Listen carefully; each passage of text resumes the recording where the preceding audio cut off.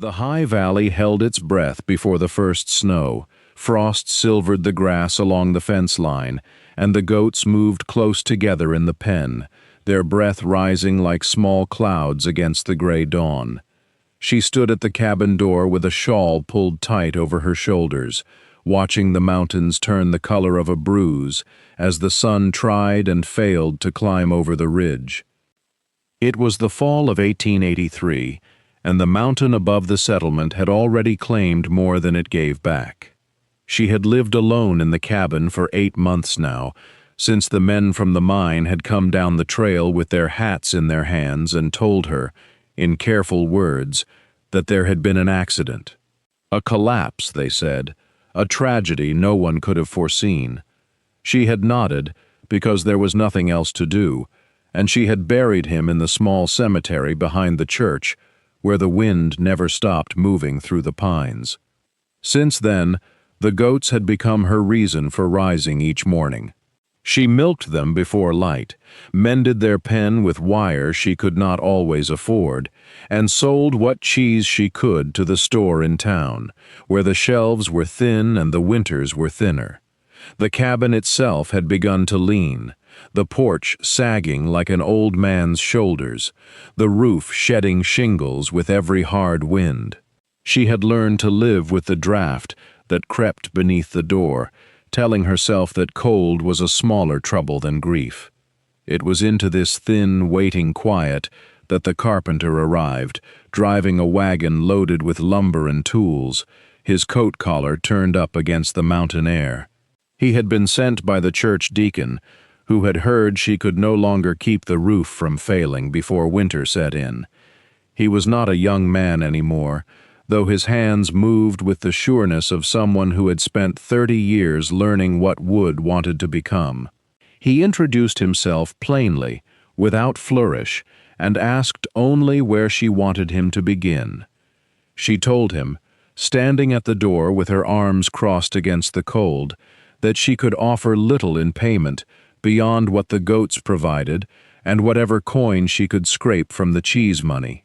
"I'm a widow, Mr. Hale," she said quietly, as though the words themselves cost her something. "There's nothing left to offer." He looked at the leaning porch, the gapped shingles, the wire fence patched with twine, and then at her, steady, unflinching, the way a man looks at a problem he has already decided to solve. "Then I'll bring everything," he said, and set his tools down at the foot of the steps, as if the matter were already settled. She did not argue further, for there was no arguing with a man who had already picked up his tools. Instead, she stepped back from the door and let the cold air follow him inside, watching as he set down his satchel of nails and squinted up at the rafters with the quiet attention of a man reading a letter written in a language only he understood. He asked about the roof first, then the chimney, then the state of the well cover, moving through the cabin room by room, as though he meant to memorize every board that needed mending before he touched a single one. She followed a few steps behind, answering his questions in short, careful sentences, unused to being asked anything at all these past months. The goats watched from the pen with mild curiosity as he unloaded the wagon, stacking planks of pine against the fence and laying out his tools on a canvas cloth with the precision of a man setting a table. He worked through the afternoon without complaint, pausing only to eat the bread and dried apples she brought him, which he accepted with a nod and little conversation. She noticed he did not ask about her husband, though the whole valley surely knew the story by now. The accident at the mine, the funeral with more silence than mourning, the widow left alone on a claim too far from town to attract much sympathy. His silence on the matter felt less like avoidance and more like patience, as though he understood that some things were told only when a person was ready to tell them. By evening the wind had shifted, carrying the smell of snow down from the higher peaks, and he glanced at the sky with the practiced eye of a man who had spent many winters in these mountains. He told her he would need several days, perhaps a week, to do the work properly. The roof alone would take time, and the porch beams were rotted clean through in places she had not even noticed. She hesitated, then offered him the use of the small shed near the barn, swept clean but bare, saying it was the only shelter she could spare.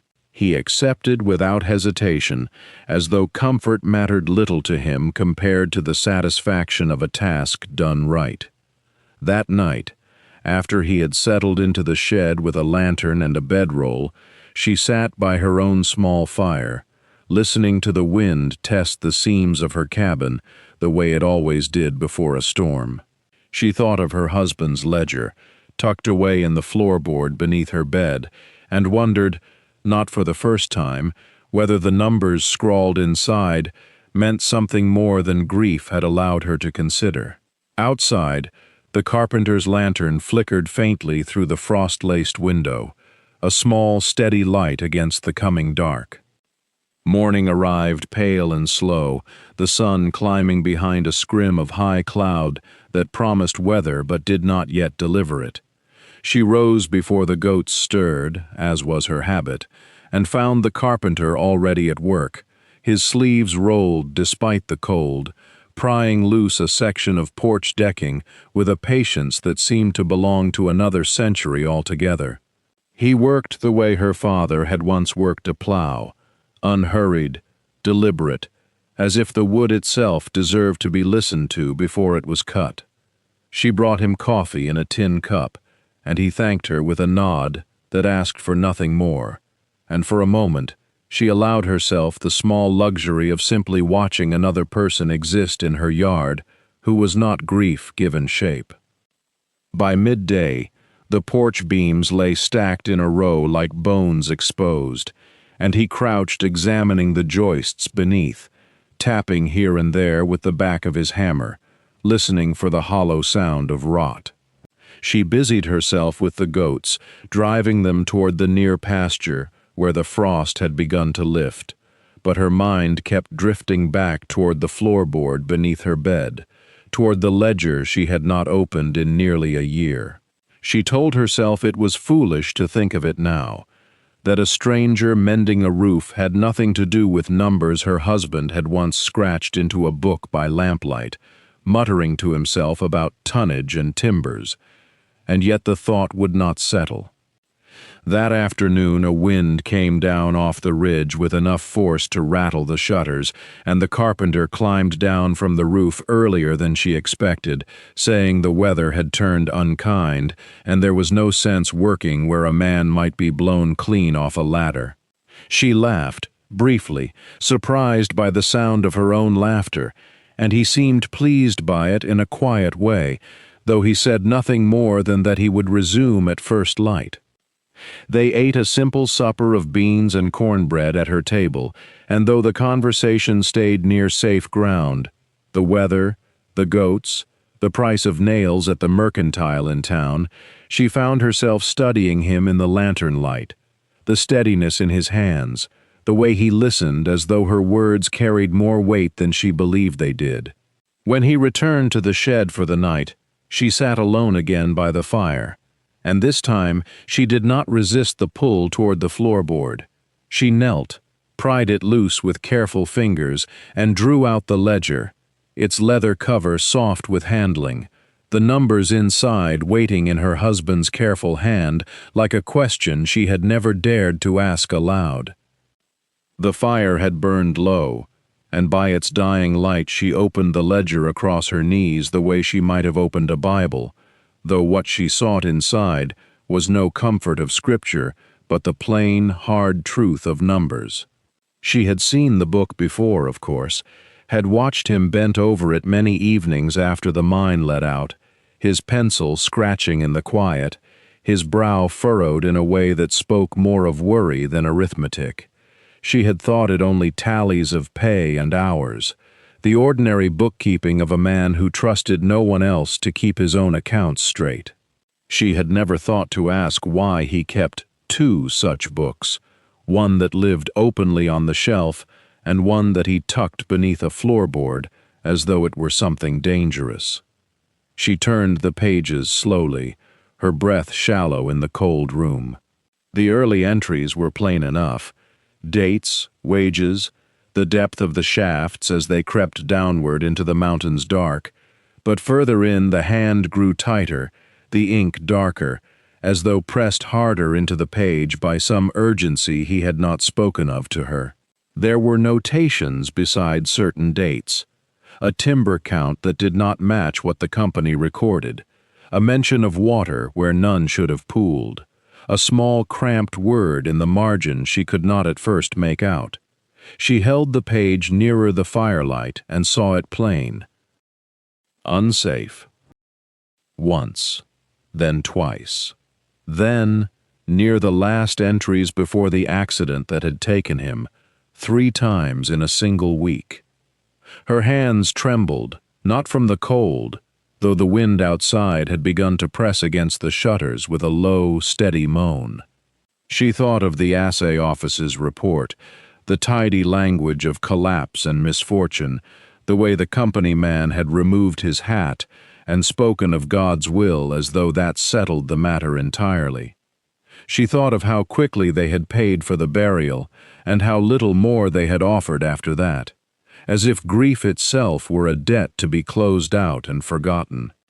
She closed the ledger gently, as one might close the eyes of the dead, and sat with it pressed against her chest, feeling the shape of it through her nightdress like a second heartbeat.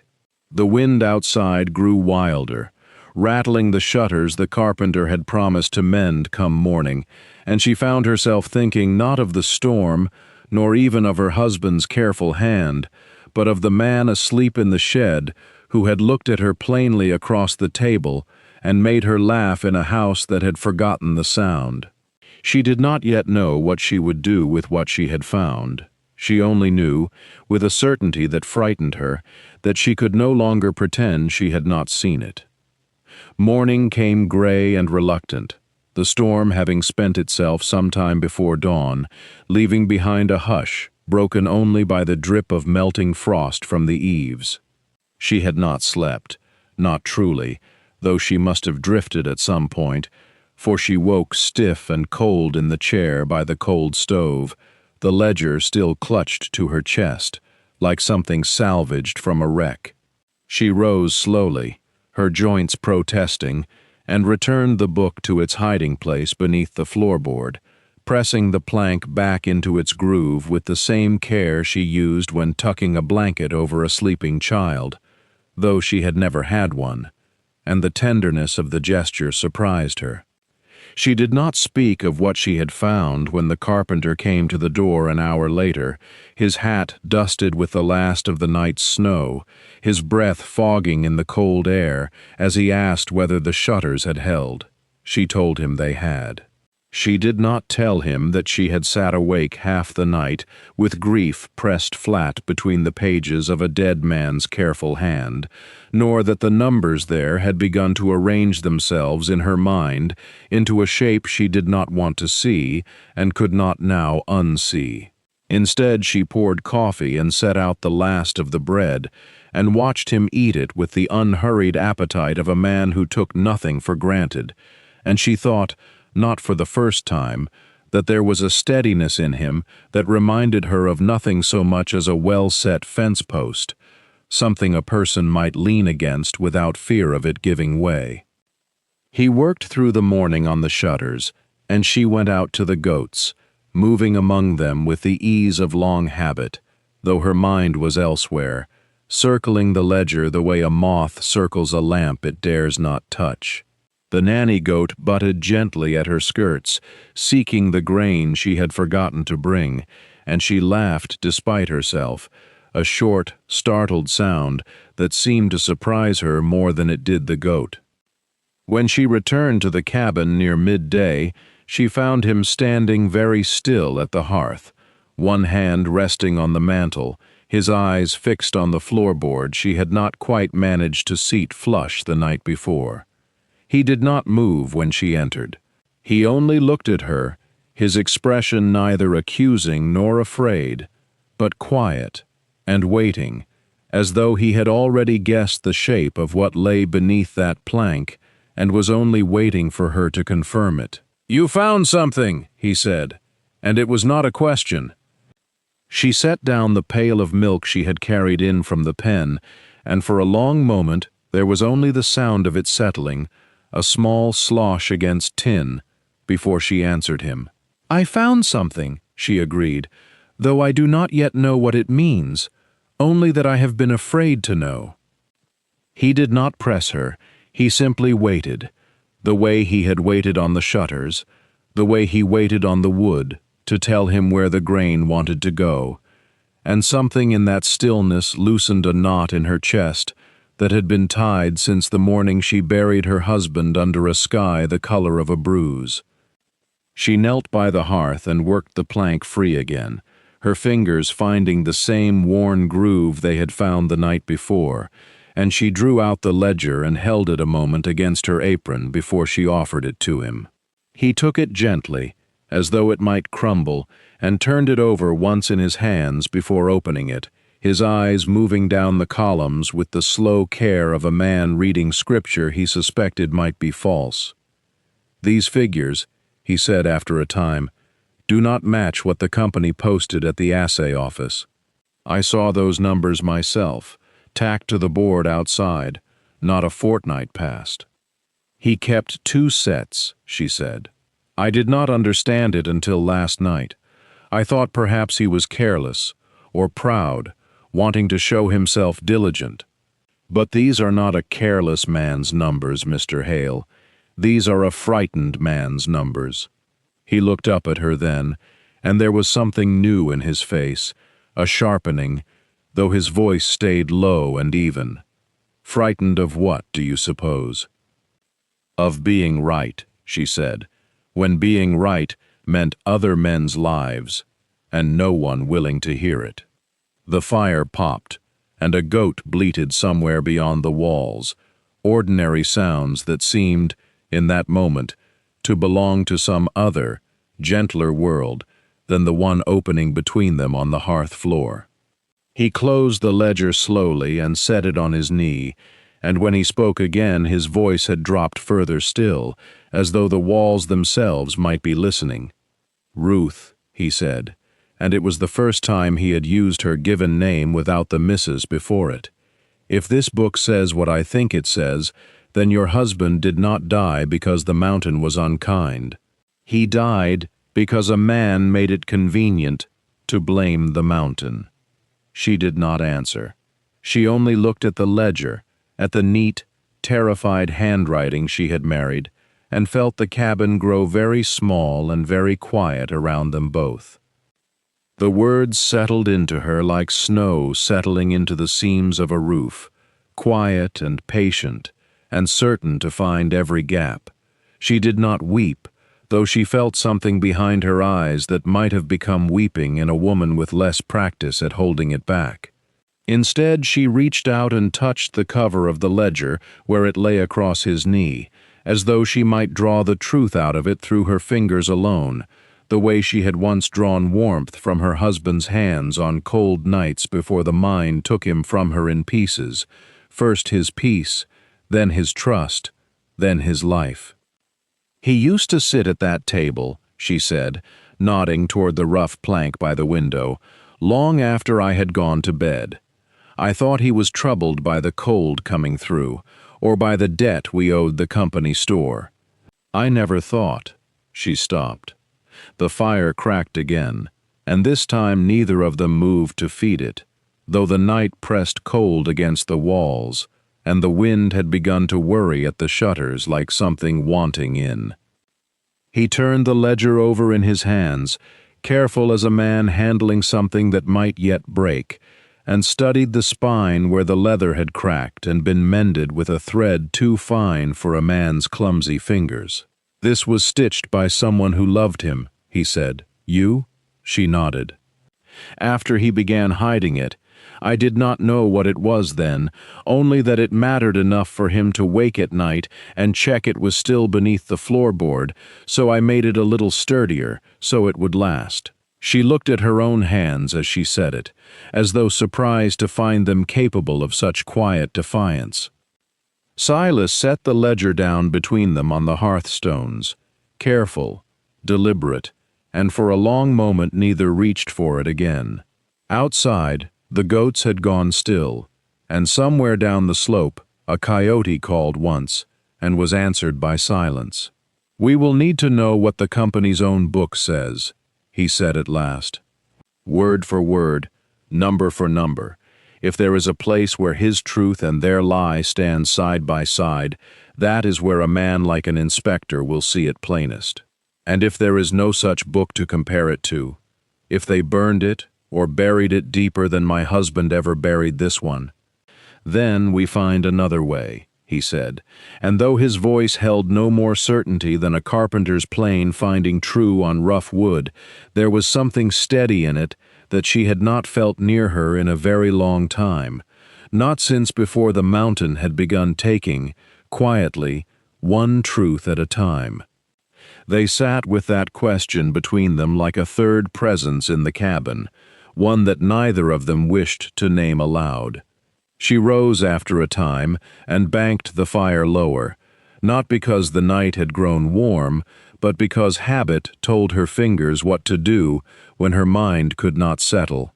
He watched her do it, the small economies of a life lived carefully, and thought of how many winters she must have counted coal and kindling the way other women counted coins.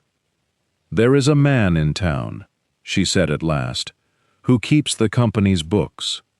Not the foreman's man, a clerk hired from Denver, who does the wages and the ore counts for the shareholders. My husband spoke of him once, said he seemed a decent sort, tired of the work but not yet hardened by it." She paused, choosing her words as though each one cost her something. If such a ledger exists outside the mine office, it would be in his keeping or in his memory of what he has copied out. Would he speak to you? He might not speak to a widow asking questions about her husband's death.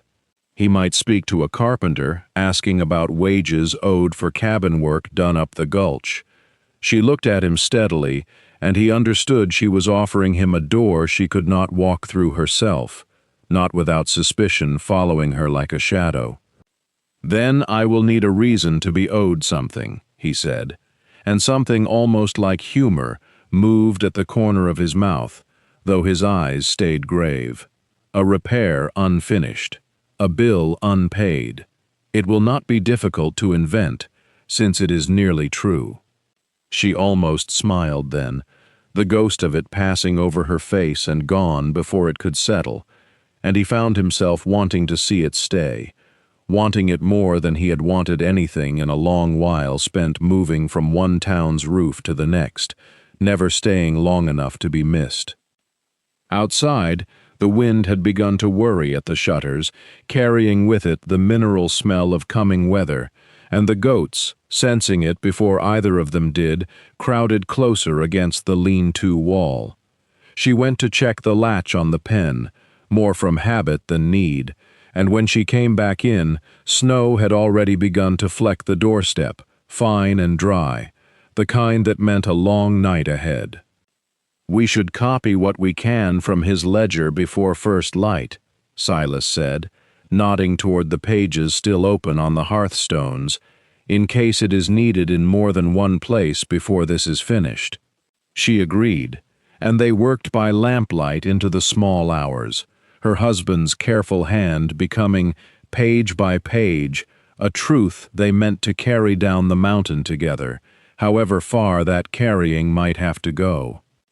The lamp burned low and steady, while the two of them bent over the borrowed pages, and outside the snow thickened into something with weight and purpose, no longer the fine, dry fleck of early evening, but a settling white hush that pressed against the shutters and made the cabin feel smaller, closer, more like a held breath than a room. She copied in her husband's own hand where she could, matching his slant and his abbreviations so that no one comparing the pages might doubt their origin, and where her fingers cramped from the cold, and the hour she set down the pen and pressed her knuckles to her mouth until the ache passed, and he did not tell her to stop, only refilled the lamp when it guttered, and kept his own hand steady on the ledger's spine so the pages would not curl from the fire's heat. Near midnight she found, tucked between two entries she had already copied twice, a line she had somehow missed before, a notation in the margin, smaller than the rest, naming a date and a sum paid not to the company's account but out of it, to a name she did not recognize, 3 days before the cave-in that had taken her husband's life. She read it aloud, her voice thin in the quiet room, and Silas set down his own pen and came to look, and for a long moment neither of them spoke, because it was one thing to suspect a falsified report, and another to hold in your hand the proof of a bribe paid to keep silence, paid so close to the day itself that it could not be mistaken for anything but what it was. "They knew," she said, not as a question but as a fact finally settled into words. They knew before it happened, and they paid to make certain no one else would know it too. He did not try to soften it for her, only nodded, and reached across the hearthstones to take her hand, not with any words of comfort ready, because there were none equal to what she had just read, but simply to let her feel that she was not alone in the knowing of it, whatever the knowing might cost either of them before this was through.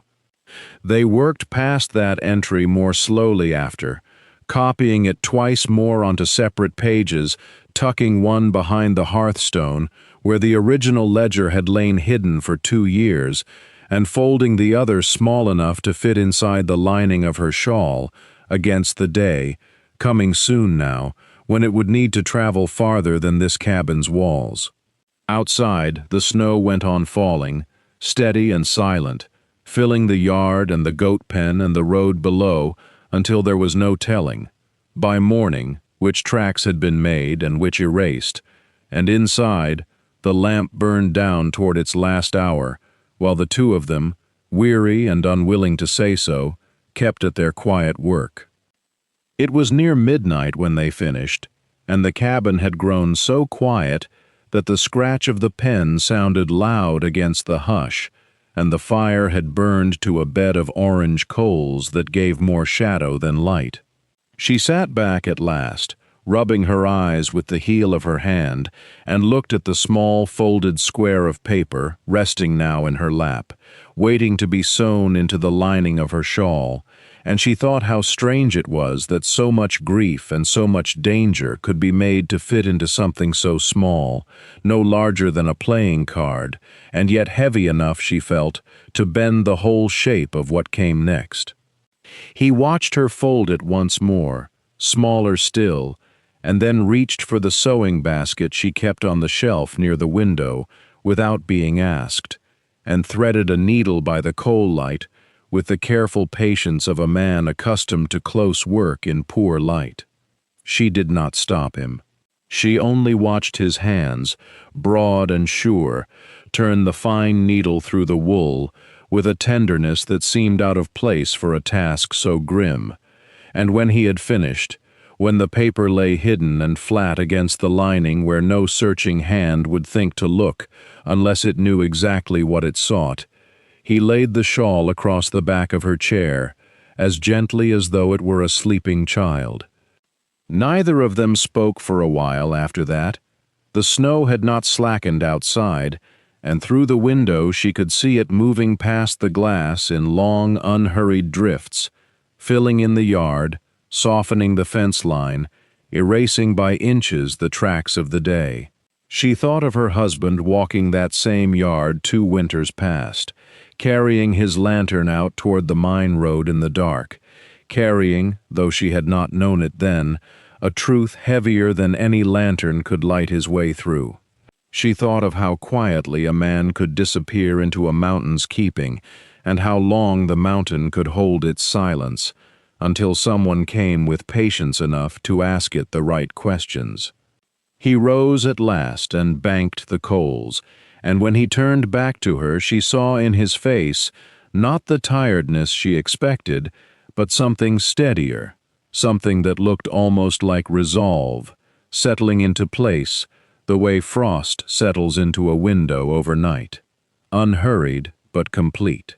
He told her the roads to the inspector's office would be harder to travel once the snow deepened, and that whatever was to be done should be done soon, within days rather than weeks, while the passes still allowed for it.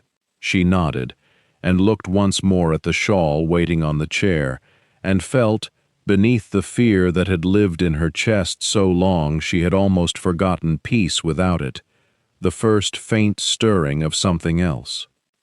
The wind had picked up by the time she rose to bank the fire a second time, a low, steady breath moving through the pines above the cabin, carrying with it the particular smell of snow not yet fallen but close, mineral and cold and clean. She stood a moment at the window, watching the dark shapes of the goats huddled near the barn wall, their breath rising in small clouds, and she thought how strange it was that a life could hold so much waiting in it, waiting for spring, waiting for a husband's step on the porch that would never come again, waiting now for a road to clear so that truth might travel where fear had traveled before. He came to stand beside her, not touching her, only near enough that she could feel the warmth of him against the chill radiating off the glass, and together they watched the goats settle deeper into the straw, as if the animals themselves understood that stillness was sometimes the wisest thing a creature could offer the night. They spoke in low voices of the route she would take, not the mine road, never that, but the older trail along the creek bed that wound behind the ridge, the one her husband had shown her once in a different season, before either of them had learned what shadows could gather at a mine's mouth. She knew it well enough by daylight. By lantern dark it would ask more of her, but she found, turning the thought over, that she was not afraid of the trail itself. It was the leaving that frightened her, the leaving of the cabin, the goats, the man now standing beside her with his sleeves still rolled from the day's work, as though some part of her feared that safety, once left behind, might not be there to return to. He seemed to know this without her saying it, for he reached over and set his hand lightly atop hers on the windowsill, not gripping, only resting, the way a man might set his palm against a plank to test whether it would hold. "I'll be here," he said, "same as I've been, gate and all." And there was something in the plainness of the words, the lack of any promise, dressed up finer than it needed to be, that settled her more than grander vows might have. She thought of the ledger, folded now inside the lining of her shawl, stitched there that afternoon with careful, patient hands, thread pulled tight enough to hold through wind and creek water both. She thought of the inspector's office, a place she had never seen, and the road that would carry her toward it before the sun had fully cleared the ridge. And she thought, standing there in the hush of the darkening kitchen, that whatever the morning asked of her, she would not be walking toward it alone in the way she had once feared, for even should the trail be hers alone to walk, there would be someone waiting at the gate when she returned. Dawn came gray and still, the kind of hush that seemed to hold its breath before the world remembered to move. She rose before the light fully broke, dressed in silence, and pinned the shawl close about her shoulders, feeling the small, hard press of the ledger against her ribs like a second heartbeat. He was already at the gate when she stepped outside, the wagon wheel loosened just enough to look troubled, a length of harness laid across the fence as though he meant to mend it there in the open, plain for anyone riding up the road to see. He did not say much. He only looked at her the way a man looks at weather he has decided to trust, despite every sign telling him otherwise, and he said, "Go on, then," as if it were the simplest thing in the world. The foothills took her in slow, deliberate steps. mist clinging to the grass, her breath fogging pale in the cold. She did not look back, though she wanted to, for she knew if she looked back she would see the gate and the man standing at it, and she needed her legs to carry her forward, not toward him. The ledger stayed warm against her side the whole way, as though it, too, understood the weight of what it carried. The inspector's office, when she found it, was smaller than she had imagined, a plain room with a stove and a tired-looking man behind a desk who did not seem impressed by much until he opened the ledger and began, slowly, to read. She watched his face change the way ice changes when the thaw finally reaches it, cracking open from something hard into something moving. He asked few questions. He did not need many. By the time she left, the sun stood well above the ridge, and something in her chest had loosened that had been drawn tight for the better part of a year. The foreman was taken within the week, quiet and unremarkable in his arrest, as though the truth itself had simply reached out and closed a hand around him. The company, pressed by the territory, opened its coffers to the widows of the district. Modest sums, but honest ones, paid at last for losses too long unspoken. Silas finished nothing more that autumn, for there was nothing left to finish. The cabin stood sound, roof mended, gate steady on its hinge, yet he stayed on through the gathering cold, splitting wood, mending fence, filling the quiet hours with the particular patience of a man who had decided, without needing to announce it, where he meant to be. By the time the first snow came drifting soft and unhurried over the ridge, they stood together at the gate to watch it fall, her hand resting easy in his, and for the first time since the mine had taken so much from her, she let herself believe in a future built plainly, steadily, on trust.